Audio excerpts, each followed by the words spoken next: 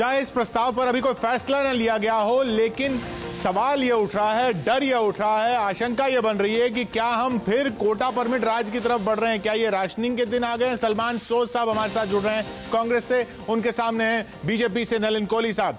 सलमान साहब, ये सब सुझाव सुन के ही डर लगता है कि क्या उस दौर में जा रहे हैं हम? नहीं, देखिए, दुनिया भर के मशवरे आ सकते हैं। अगर मैं आप 100 इकोनॉमिस्ट से बात करेंगे, आपको 100 मशवरे आएंगे अलग अलग तरीके के, बिल्कुल कभी कभी ऑपोजिट भी। तो कोई मशवरे आते हैं तो हर किसी चीज के पीछे अगर आप पड़ जाएंगे, भाई एक यही मशवरा है बस, इसके अलावा कुछ नहीं है, बस अब तो हम लाइसेंस राज की तरफ जा रहे हैं, ये तो बहुत ही गलत बात है और लोगों को डराने वाली बात है।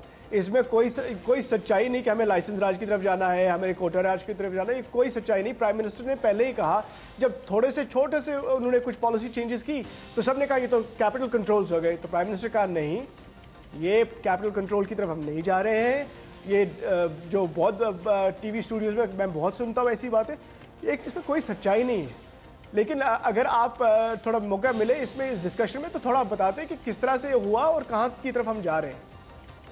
नलिन जी, ये सलमान साहब का साफ कहना कि वैसा कोई खतरा नहीं है कि साहब पेट्रोल पंप बंद होना शुरू हो जाएंगे या रात में नहीं मिलेगा पेट्रोल, राशनिंग हो जाएगी, बाकी चीजें हो जाएंगी, लेकिन ये आशंका जो बनी हुई है, वो डर लोगों में जो है वो आपकी आवाज बन रहा है, विपक्ष की आवाज बन रहा है, और वो फिर डर फैला रहे हैं। और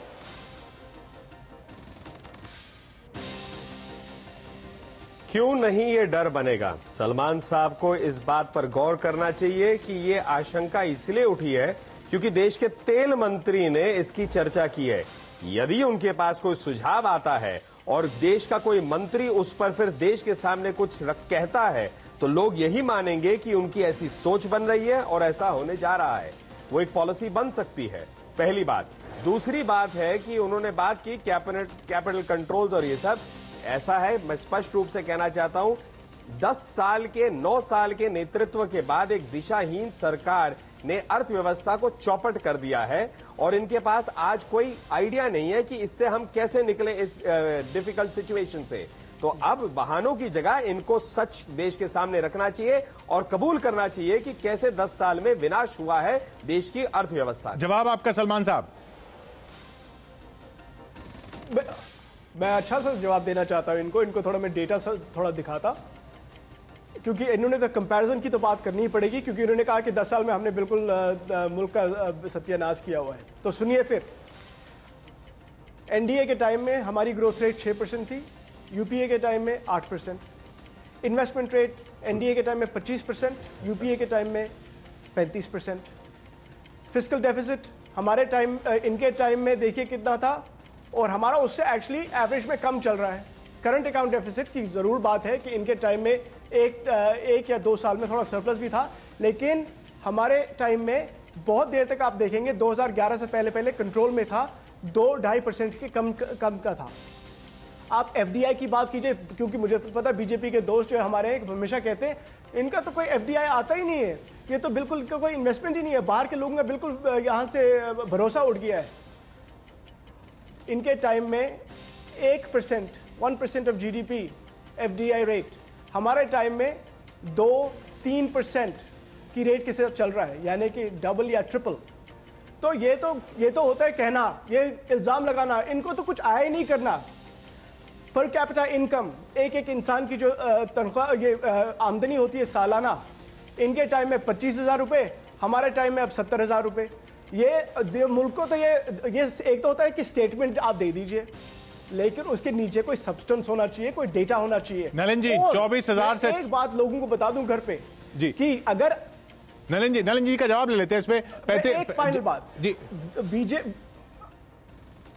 जी सलमान साहब बताइए, पूछिए। नहीं नलिन जी, जो सलमान साहब ने कहा वो ये कह रहा था कि अगर सॉरी नलिन जी, सलमान साहब ने कहा इतनी सारे आंकड़े दिए, पर कैपिटा इनकम का आंकड़ा भी कि 24,000 से बढ़ के अब 68,0000 और अब 70-72,000 की उम्मीद की जा रही है।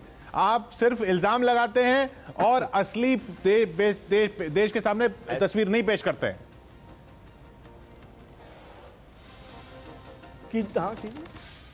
देश के सामने तस्वीर क्या है, उस गरीब से पूछिए जिसके उसके प्लेट से खाना चला जा रहा है, उस मध्यम वर्ग आदमी से कह पूछिए जिसका घर का सपना खत्म हो गया है, उस और आदमी से पूछिए जिसका गाड़ी का सपना, स्कूटर का सपना चूर हो गया है, और उस बच्चे से पूछिए जो विदेश में पढ़ने जा रहा है और जिसके कर्जे बढ़ चुके हैं।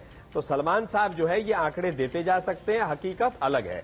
दूसरी बात इन्होंने एनडीए के साथ कहा तो शायद ये आंकड़ा देना चाहिए कि इस सरकार के रहते 3 सबसे बड़े स्कैम हुए, 2G जिसको रद्द कर दिया सुप्रीम कोर्ट ने, कोलगेट और CWG, इन 3 का मिश्रण अगर कर ले तो 4,32,000 करोड़ है।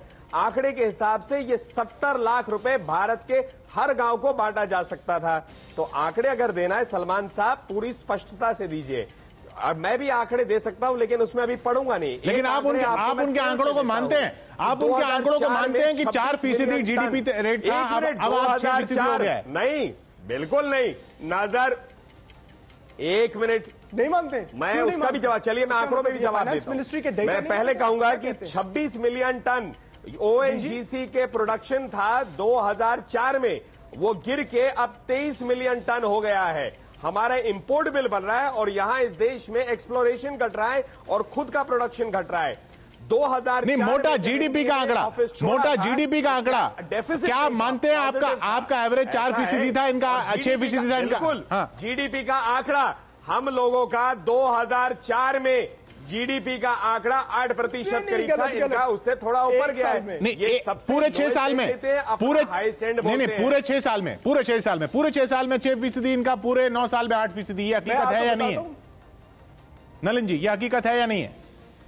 मैं पूरे 6 साल में आटा, दाल, चावल, टमाटर, घी, दूध, कोई भी पदार्थ आप इस्तेमाल करके देख लीजिए तो आप देखेंगे उसके दाम कांग्रेस से हमेशा कम रहे हैं। नहीं, दाम की बात मानी, आपकी बात, महीने का आपकी दाम की बात मानी, महीनों के लिए आपकी दाम की बात मानी। GDP, मैं GDP के एक आंकड़े का तो जवाब दे दीजिए। पास रहने के लिए, खाने के लिए पैसे की कमी नहीं थी। सलमान साहब वो GDP के आंकड़े पे नहीं बोल रहे हैं, लेकिन हाँ जी बोले सलमान साहब, आपके बोलने से पहले ये सवाल, बोलेंगे नहीं, ये सवाल मैं भी लेना चाहूंगा। जो इन्होंने बात पहले कही थी कि एक जो भी हो मंत्री जो हैं, मंत्री को ऐसे मौके पे अगर सुझाव भी आया है और उस पर आप फैसला नहीं लेने वाले हैं, लेकिन ऐसे मौके पे ये सुझाव पब्लिक के सामने क्यों रखना जब लगे कि ये सुझाव पे विचार हो रहा है? नहीं, उन्होंने तो खुद प्रेस कॉन्फ्रेंस में बोला कि ये इस पे कोई गौर नहीं हो रहा है। ऐसे उन्होंने कुछ और भी चीजें बोली हैं, लेकिन अगर इंसान एक चीज पे फोकस करे बस इसी के पीछे पड़े रहना है। लेकिन क्योंकि अगर हमें सीरियस डिस्कशन करना है तो हमें तो कुछ सच्चाई के साथ बोलना है। ठीक है जी, अब ये देखिए, अब ये मेरा जवाब तो डेटा पे कहते हैं, ये तो डेटा को छोड़िए और किसी बात की। लेकिन इनके टाइम में, एनडीए के टाइम में भी तरक्की हुई हिंदुस्तान की, इसको कोई नहीं कह सकता कि एनडीए के टाइम में तरक्की नहीं हुई। उनके टाइम में भी पॉवर्टी रिडक्शन बहुत हुआ। ठीक है, चाहे आप पॉवर्टी रेशो 30 रुपए का ले या वक्त खत्म होता हुआ। सलमान साहब आपके सेकंड खत्म हुए। 24 सेकंड आपके पास बाकी है नलिन जी जवाब देने के लिए। 24 सेकंड बाकी हैं आपके पास नलिन जी। वो मान रहे हैं कि आपके टाइम में भी पॉवर्टी रिडक्शन हुआ, लेकिन उनके टाइम में ग्रोथ ज्यादा हुआ है। हमारे टाइम में ज्यादा हुआ और ग्रोथ भी और पॉवर्टी रिडक्शन भी हमारे टाइम में देखिए कितना हुआ। ग्रोथ इनका कई साल अच्छा डेटा तो मानते नहीं, क्या लोगों का बेस बहुत बढ़िया था। दूसरी बात मैं ये कहना चाहूंगा, जिस सरकार के वित्त मंत्री अपने पूर्व वित्त मंत्री जो आज देश के बहुत वरिष्ठ नागरिक हैं उन पर ब्लेम डालते हैं, जिस सरकार में हमेशा ही बहानों की एक बात होती है, पहले देखे ऐसा देखे, वो सरकार दिशाहीन होती है। उस सरकार के पास देश के जनता के सामने जाने का कॉन्फिडेंस नहीं है और कहीं ना कहीं वो घबरा रहे हैं। इसीलिए बात कर रहे हैं 10 साल पहले की। 40 साल से तो गरीबी हटाओ का तो बयान हम सुन ही रहे हैं। वक्त खत्म होता हुआ। बहुत बहुत शुक्रिया आपका नलिन जी। सलमान साहब हमारे साथ जुड़ने के लिए।